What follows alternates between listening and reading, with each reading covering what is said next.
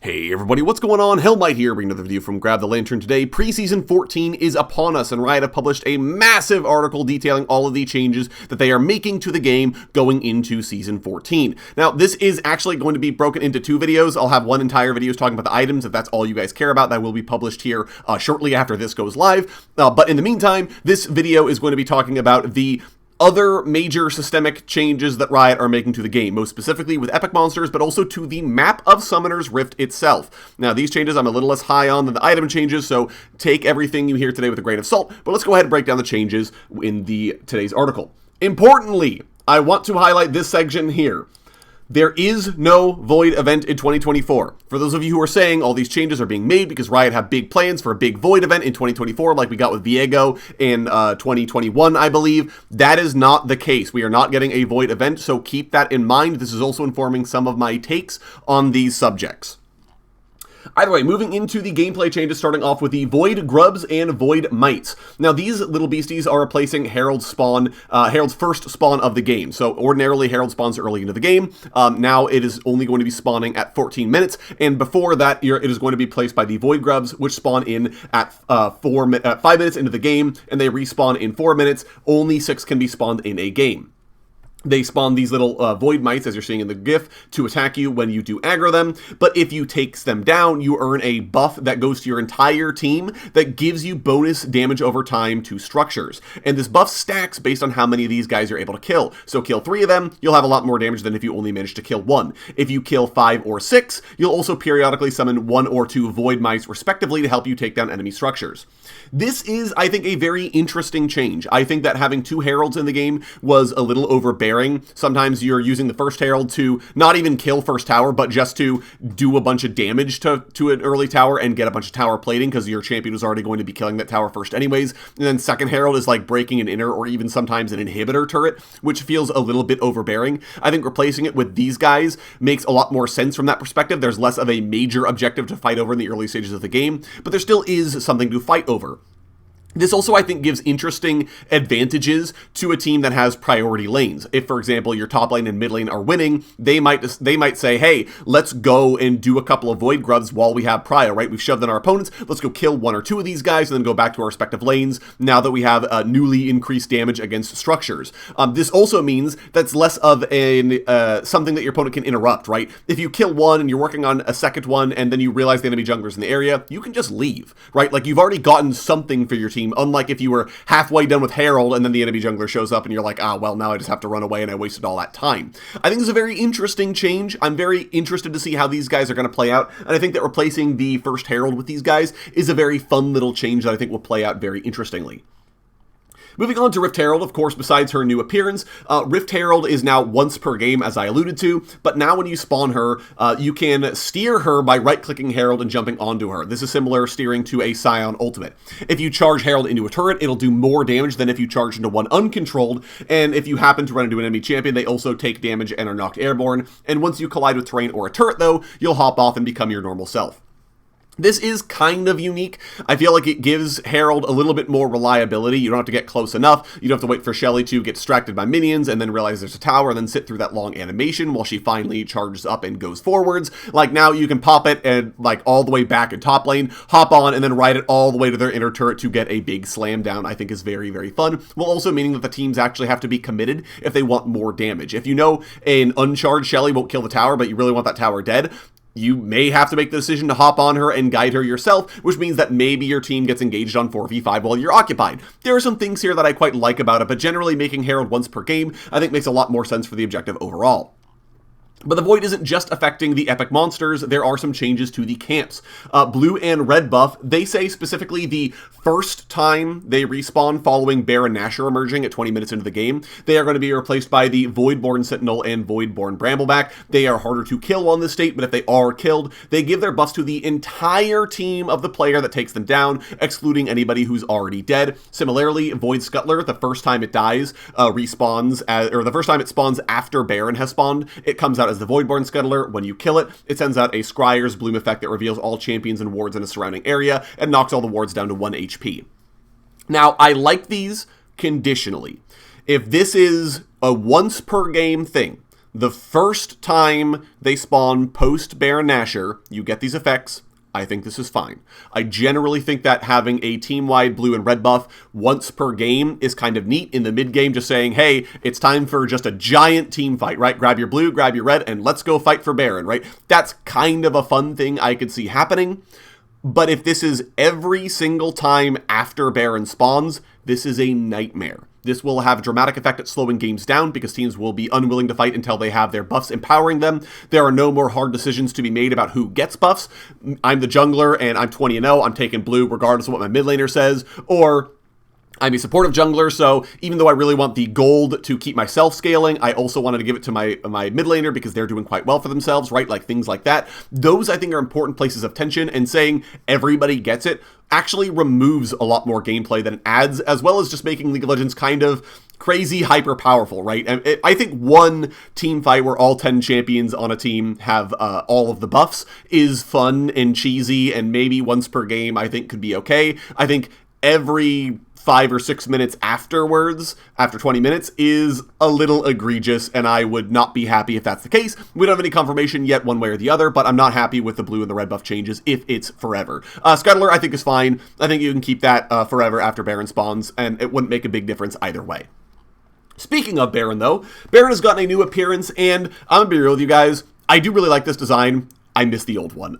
Maybe I'm just being an old man here, but I miss the older Baron appearance, which wasn't even in the game when we first saw it. It originally appeared in the Twist of Fate cinematic, and we were like, that's what Baron needs to look like. And then they went and made Baron look like that when they did their Summoner's Rift paint over, and that was awesome. And I just have a lot of nostalgia for the old Baron design, but I do really like the new one. So if I ever say it looks bad, it doesn't look bad. I just miss the old one, but it's a very cool design. But now Baron has taken a page out of the Elemental Dragons books, and now it spawns in one of 3 different forms in each game. I'm unclear if it's per game or if it's like the first time Baron spawns, then after that it can vary, or what the exact mechanics are. But suffice to say, when Baron spawns, it actually changes the map. So here you can see the All-Seeing Baron's terrain, where it summons the sort of tunnel in the middle of Top River in order for you to fight in. And there's also a version of it where it summons a wall in front of itself to sort of block itself off. And also, depending on which form Baron is in, it has a different ability. This Baron has arms that will reach out and pull you closer to it, similarly to Vialmaw, actually, if any of you guys remember the old Twisted Tree Line map. This Baron now has like a lightning strike attack that it calls down from the skies. And this Baron in the entire tunnel creates a damaging area over time effect.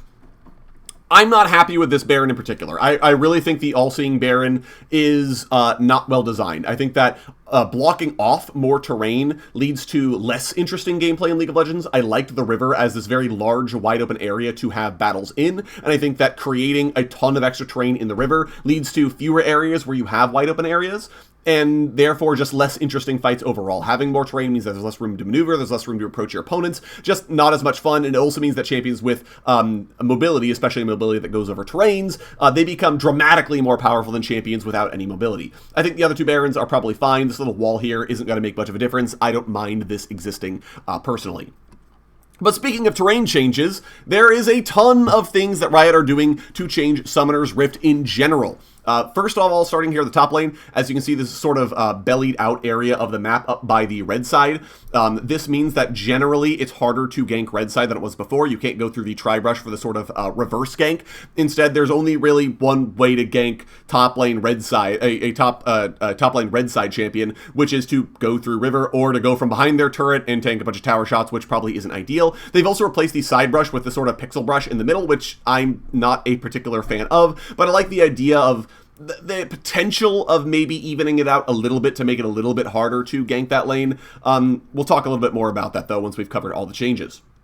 In the jungle, these 2 new big walls have been added on the opposite sides of both the Dragon and Baron pits, respectively. These, Riot specifically say, create safety for junglers on their own half of the map. I don't know that I actually agree with that. It does certainly mean that it's harder to walk into the enemy jungler's jungle and find them on their blue buff, but I don't know that it necessarily makes them safer, given that you can walk around from behind their blue and then appear from Fog of War, and they have no time to see you coming, and then you're killing them from that point, right? I don't know that I necessarily believe what they say about this. In mid lane, they've actually pushed back the side brush here by quite a bit, so there's a lot more dead space between the brush and actually ganking mid lane proper. They've also added a new route. They've pushed back the one of the side entrances to mid lane to basically underneath your tower. This means that it's a lot harder to find gank paths into mid lane. There's a lot more space from the brush all the way into mid lane, meaning that if you're not particularly fast moving or have any degree of mobility, unless the enemy mid laner is like pushed all the way up, it's going to be harder to gank. And it also means that you're lacking one of your other gank paths, right? One of those side paths that you could take to gank a mid laner from behind doesn't exist anymore unless you're willing to tank a tower shot or two on your way in. This change, I think, is generally fine. This change, Riot say specifically, are designed to make more safety for immobile mid lane mages, which I think makes a lot of sense. Mid lane is the most gankable lane, which doesn't make any sense when you realize that like a bunch of champions with no mobility at all are being played in the mid lane, or are supposed to be played in the mid lane. It's one of the reasons why we've seen a lot of mobility mid laners or assassins mid lane recently, because you don't have safety in mid lane. You're the most gankable champion in the game. You will die. These changes, I think, are justifiable. But again, we'll talk more about this here in a sec. Finally, in bot lane, you can see the changes generally kind of mirror what happened up in the top side. They've removed one of the gank paths in order to make it a little bit more risky because you come out closer to the enemy tower, meaning, again, you'll maybe take a tower shot as you try to come through the side brush. And in general, it's supposed to make it so, but this is supposed to make it so you can gank red side from behind in the same way that you can gank blue side from behind by going through the tri brush, right? This opens the red side of the map up to a little bit more pressure early on, as opposed to currently where that path doesn't exist and you can't really gank from that route. This also is paired with Infernal Drake changes. Actually, you know what? I want to talk about these changes first. I don't necessarily like these changes. I think that for you to change the biggest map that you plan on playing on is a huge deal. Riot, I'm fond of saying back in the day, quoted, saying baseball doesn't have two different maps, right, or multiple different maps. It has one map that you play on every single time, and we feel the same way about Summoner's Rift. Now, I'm not going to get into the weeds about the veracity of that statement. That's for a separate channel called Grab the Baseball, I guess. But I can at least talk about that phrase, right? They have said, basically with this phrase, we never want to change Summoner's Rift in a dramatic way. We want you to learn this map. We want you to love this map. We want you to get used to this map. And this is going to be the map you're going to play on a ton. We want you to know this map like the back of your hand. These changes fly in the face of that. And I think that most of these changes are defensible, opening up the bot lane red side to being ganked a little bit more, preventing the red side top laner from being ganked as much, I think are defensible, pushing back the brush mid lane to make it a little bit harder to gank mid lane, again, I think is generally fine. But I think that you need an overwhelming reason to change Summoner's Rift. There needs to be something that's fundamentally broken about the game before I think you should be looking to make changes to Summoner's Rift. And and I don't think these changes are it. I don't think there was something that was so overwhelmingly broken about Summoner's Rift that you needed to change. I liked the idea that the map wasn't quite symmetrical, but it was mirrored. That, for example, your top laner might be not safe from ganks, but your bot lane was if you're on red side. And obviously inverted if you're on blue side. Your top lane blue sider, or your blue side top laner is a little bit easier, or is a little bit harder to gank, but your blue side bottom lane is much easier to gank, right? Like, just things like that, I think, are interesting and make there legitimate reasons to choose one side over the other. I don't think these changes are needed. Quite frankly, I think these changes are change for the sake of change, and we'll talk more about that here in a bit. But anyways, those Infernal Drake changes that I talked about. Riot mentioned that they are changing the Ocean Rift and Mountain Rifts very slightly to accommodate the new terrain. I think that's totally fine.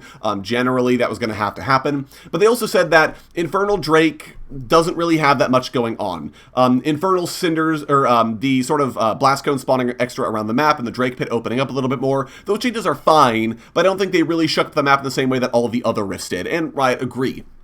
And as a result now, Infernal Cinders spawn around the map when Infernal Rift is locked in. If you pick up these Cinders, they give you adaptive stats that are beneficial to your champion and a burst of movement speed. Upon death, you drop half your Cinders, which can be picked up by other enemy or allied champions. This, to me, feels like a very busy mechanic. It feels like the kind of thing that there's already a lot to pay attention to in League of Legends. You need to know the position of all of your allies, all of your enemies, if possible. Jungle camp spawns, epic monster spawns, what sort of health percentage towers are at, where waves are. And I think that saying there's this extra mini game with the Cinders adds an additional layer of complexity to the game that I don't think is required and I don't think is good. Especially if you add in the fact, like, there's a champion like Skarner, who's got his spires on the map that you have to deal with controlling, and there's a Rek'Sai, whose tunnels you have to worry about destroying. There just ends up being a lot of map things to pay attention to that are sort of peripheral to the act of playing League of Legends, right? And I feel like the Infernal Rift is getting into that territory. I'm not opposed to it necessarily, but I am not a fan of it off the cuff.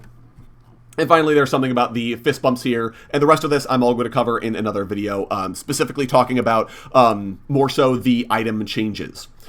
I want to give my general thoughts on these changes overall, the epic monster changes and the map changes.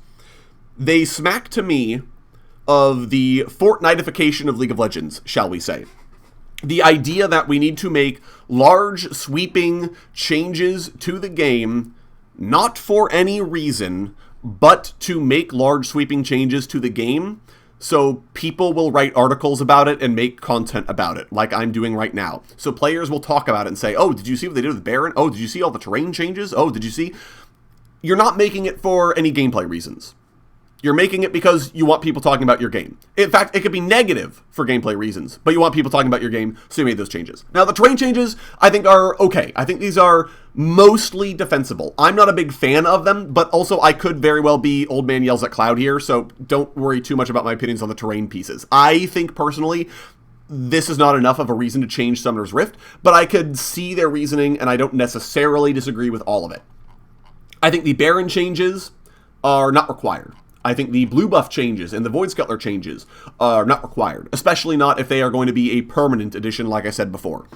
To me, it really feels like Riot said, more specifically, an executive at Riot said, we need to change something massively for preseason. We're not allowed to have a quiet preseason like we did this last year, which I actually quite liked. I liked how little changed in League of Legends, because to me that was a sign that League of Legends was approaching a perfectly balanced environment, where the tech debt of the game had been cleaned up to the point that you didn't need to do big overhaul sweeping changes where ranked is turned off. That you could say, yeah, we're not changing that much. There's like item tweaks. We tweaked a few things, but otherwise, yeah, we like where the game's at, and we're leaving it where that is. That's awesome to see. Changes like this don't feel like they have a justification. They feel like Riot creating mechanics, again, because they want people making content about it, similar to other AAA video games who I may or may not have name dropped earlier.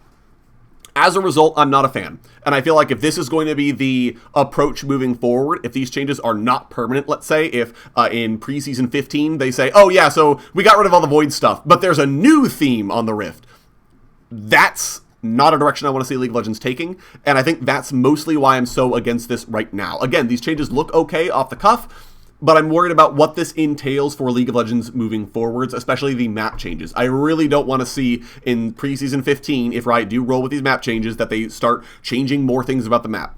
That is a road that I don't think want to go down as League of Legends players. But you guys let them know what you think of all this down in the comment section below. If you like the map changes, if you want to see League of Legends change every single season in as major ways as this, please let me know. I'd love to hear your guys' thoughts, why you think that that's a good thing, and why you like that.